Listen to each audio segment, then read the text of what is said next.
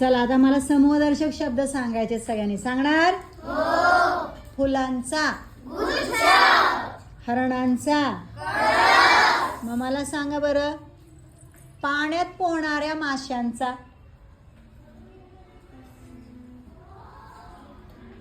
पाण्यात पोहणाऱ्या माशांचा जो समूह असतो त्याला काय म्हणतात? नाही माहिती?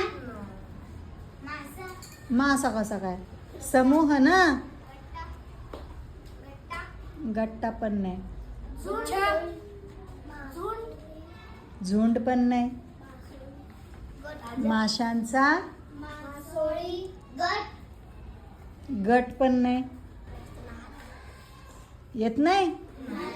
बरं ठीक आहे, ज्यांना कुणाला येते त्यांनी कमेंट करून नक्की सांगा बरोबर की नाही ते मी सांगेन. ओके.